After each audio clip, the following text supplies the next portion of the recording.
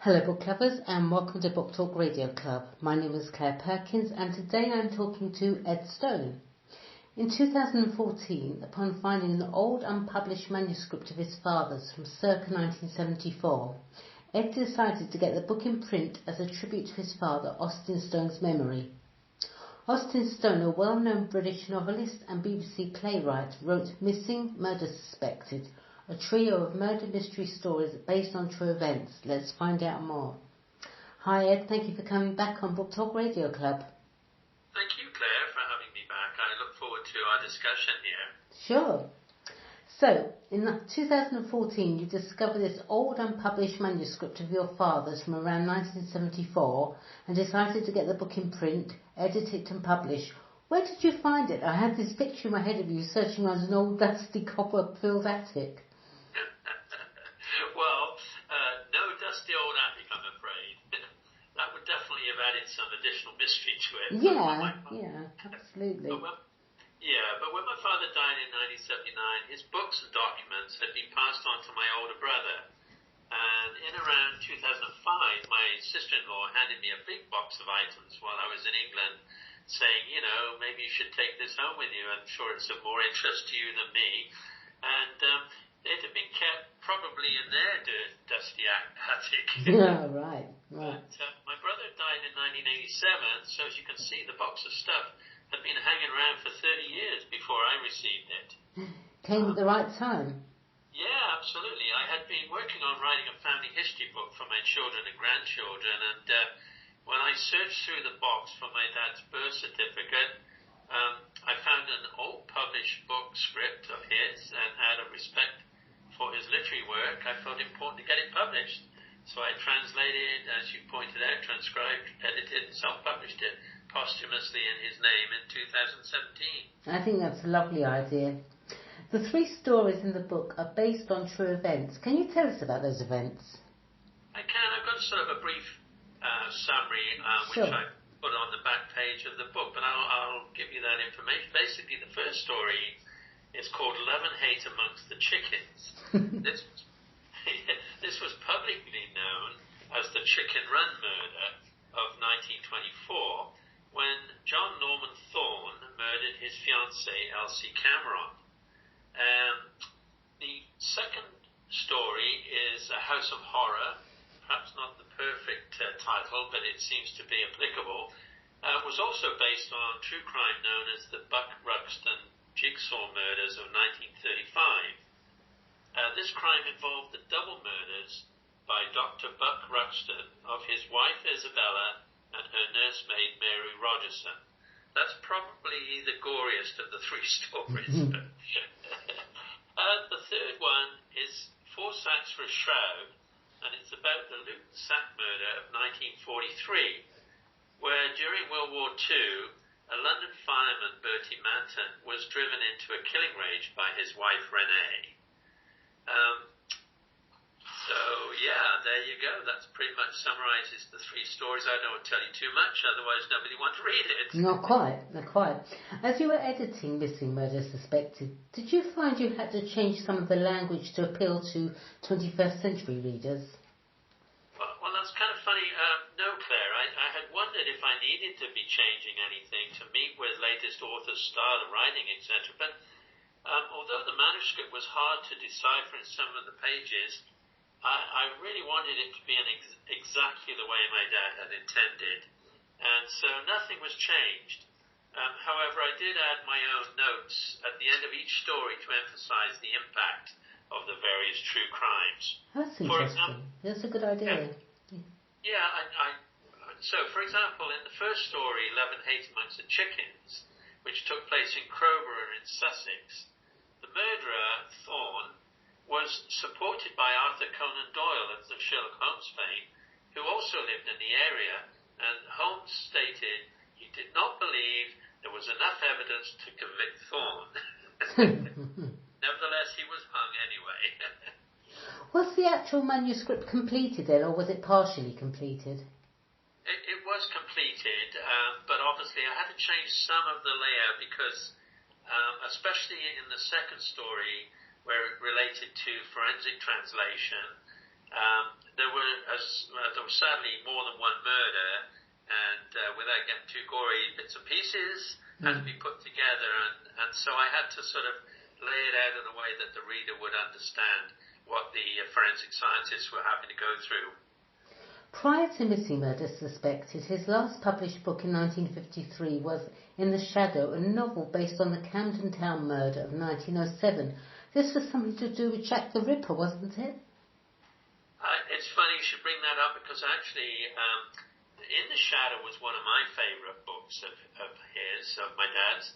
The murder was never actually solved, but in her recent book, Ripper, the famous American novelist Patricia Cornwell had linked the Camden Town murder possibly to Jack the Ripper, who in her opinion, much disliked by British thinking of course, was in fact the famous British artist Walter Sickert. He had painted a very realistic portrait of the death scene, which Cornwell felt was too close for comfort. I have read a book, and I'm sure my dad might well have agreed with her, as she did some very extensive detective work on the Ripper story. Did your dad mostly write mystery novels, or did he write in any other genre? Nearly all Dad's books and the BBC radio plays were all based on true crime events. However, he'd written 8 novels, including Missing Murder Suspected, and then 9 BBC radio plays. But I did find a couple of short stories he had written before he died, which were not in his usual genre. So these latest little short stories were not actually based on true crime. And going through some of the old documents, I think maybe 2 of his radio plays might not have been based on true crime. Oh, well, you just answered my next question. Ask it anyway. All right then, if you insist. Your father said, although at times this may read as fiction, only a minimum of author's license is involved. Every fact being authentic, every conversation based on the evidence of witnesses. In this way, it is hoped that the reader will be able to appreciate fully the tension and drama, as well as the workings of providence, which often conspire to bring tragedy into the lives of ordinary people. So the question was, were all of his crime books based on true stories?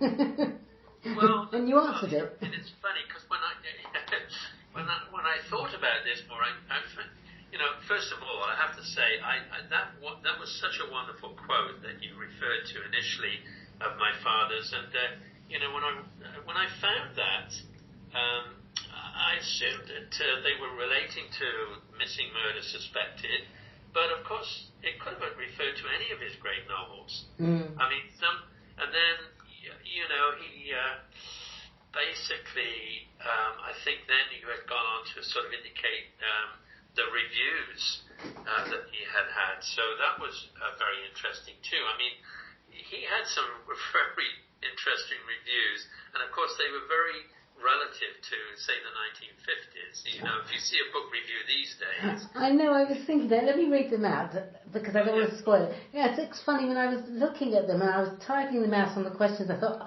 oh my God, I could not imagine someone reviewing a book with this kind of language. I love them. Mr. Stone is not only expert at propounding a mystery yarn of the first water, but also in lacing it with a full measure of thrills and chills. And Austin Stone vividly, much too vividly one would imagine for the squeamish, describes murder from the murderer's viewpoint. He succeeds by some racy writing in shocking the reader into awareness that murder is ugly and soul-destroying, and that writers who have made it appear like a cross between an intelligence test and a treasure hunt have done a lot of us, including murderers, a grave disservice. I just love those. It's just wonderful. I really laughed at the grave disservice. I mean, I'm not so obviously added. And you know what? There's not one awesome in there, which I love. No, I know, that's great. And funnily enough, I do have a lot more of those, and I was thinking probably a good idea to actually add those onto my Facebook book page that you can put together, or maybe onto the website, because those kind of reviews, you don't hear those kind of reviews anymore.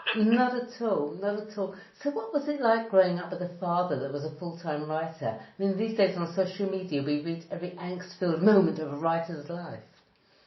Yeah, I mean, sadly, for me, I was not truly aware of my father's writing while I was growing up. I mean, obviously, he needed peace and quiet during his writing, so my mum was usually the one who took most of the time with me and my younger sister. I do remember vividly Dad's typewriter going tap, tap, tap into what I assumed were the early hours of the morning. But my mum sadly had died in 1959 when I was only 13 years old, and Dad had to quit writing in order to look after us kids. Oh. You know, he couldn't tell the bank, you'll pay them when your next book gets published, for example. So he had to go out and get a regular job, and he really didn't do any more writing until he did a few short stories for local newspapers. Yeah. And then, of course, just before he died, of course, he did this Missing Murders Suspected. After moving to Malvern, Worcestershire, for those readers outside the UK, Malvern is not too far from Stratford-upon-Avon. He became chairman of the Malvern Writers' Circle, mixing with some very well-known literary authors of the time, including Daphne du Maurier and Barbara Cartland, whose step-granddaughter was none other than the late Princess Diana. What was the Malvern Writers' Circle, and is it still going? It is still going, and it was formed the year before my father became chairman of the group. We'd lived in Wales, and he moved from Wales to Malvern, and then got involved with the Malvern Writers' Circle, and hence meeting many people that were famous writers. Malvern was very big in literacy at the time, and it was pretty interesting to see that whole process. But when I was over in England last year, I went and met with the Malvern Writers' Circle. They were so nice and receptive, and they actually bought a few of my books while I was there. Well, how nice of them. Yeah. I did a presentation of my dad, and there were a couple of really elderly folks that remembered him. Oh. And apparently they're trying to improve their archive material, but they want to involve more of the past history of the Writers' Circle. So keep tuned in that sense. There might be more coming from those guys. Interesting, very interesting. I mean, he was a playwright for the BBC in the mid-1950s. So what kind of plays did he write? Well, there's another interesting one. His plays were based on, again, true crime. He had, basically for the BBC, he'd written a whole bunch of these things. And when I wrote or completed writing his last book for him, my local Chilliwack Players Guild, they said, "Oh, you don't have any of those old radio play manuscripts hanging around here." So I said, "Well, as a matter of fact, I do," and we dug one out. And anyway, to cut to the quick, back in January of this year, we performed a very successful version of my dad's An Affair of Honour, which was played to a full house. Fantastic. Yeah, I know, it was really a big surprise because it was a bit of a trial. But anyway, as a result of that, we're going to be doing 4 more of the radio plays over the next 2 years. And I hope they're going to record them. Well, I've managed to record the first one, and in fact on my Facebook page that you kindly put together for me, if you scroll down, there is a video. It's about an hour long, but there is a video in there of An Affair of Honour, and it sort of gives you an idea of what we went through. I'm the good-looking guy on the end of the lineup. Oh, of course you are. Of course you are, Ed. During the Second World War, your dad joined the British Army and became a second lieutenant in the RASC, Royal Army Service Corps. When did he publish his first book, and do you know what started him off on the road as an author of true crime stories? Well, I don't know what instigated him going for that, although I remember he loved watching Perry Mason and those kind of things on TV back in the 60s when I was around and stuff. So it was obviously a subject that he loved. But his first book was Murders in the Mortuary, which was written before the war, the last war, in 1936, and then followed the same year by a book called The Headsman. And then, of course, as you pointed out, he was in the army and did his thing in the army, although he never spoke anything about that.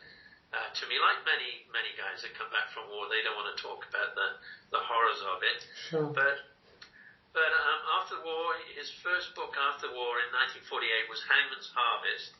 I used to love the titles. And then Blood Stays Red in 1946, etc., etc. So, I never really found out what encouraged him to write about these crimes. But of course, if you look today, even now, there's still a very popular genre is true crime. Oh, absolutely. Tell us about Austin Stone as your father rather than the author-playwright. What were his hobbies? What did he like?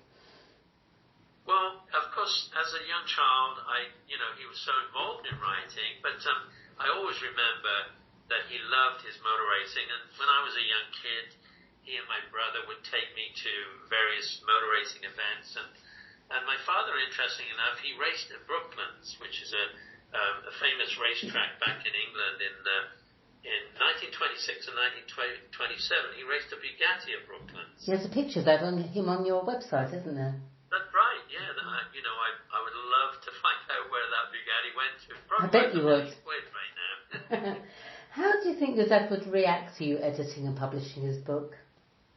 Well, I've often wondered that. I always thought, was I overstepping the mark, and yet I just felt that it was important to get that last book put into place. It wasn't for my benefit in many ways. I mean, it really encouraged me in many ways to do other things, but I think he would have loved to know that his book was finally published. He'd obviously spent a lot of time on writing it, Missing Murder Suspected, and it was the first and only book he wrote as a trilogy, so it was kind of a little bit of a moving away from a one book, one theme story. And then, of course, with his radio plays, I think he would have loved to know that so many people are still enjoying his work. Lastly, where can Book Talk Radio Club listeners purchase Missing Murder Suspected? Well, on the website, of course, it does list most of the places, but I mean, most bookstores, although they don't all stock them, they certainly are able to access them on a print by order basis. But I mean, Waterstones, W.H. Smith's in the UK, Barnes & Noble and Chapters in the US and Canada. And then, of course, something that I've been struggling with but trying to get more and more motivated with is on the ebook versions, the online stuff. So Amazon, all of Amazon type of sites, including Google Play and Kobo and Nook and iTunes, etc., they all have the book available. That's lovely. Thank you, Ed. Please come back on Book Talk Radio Club again. I'd love to chat with you and hear more. In the meantime, good luck for the future, and thank you, everyone, for listening to Book Talk Radio Club. Thank you, Ed. Thank you, Claire. Appreciate it. My pleasure.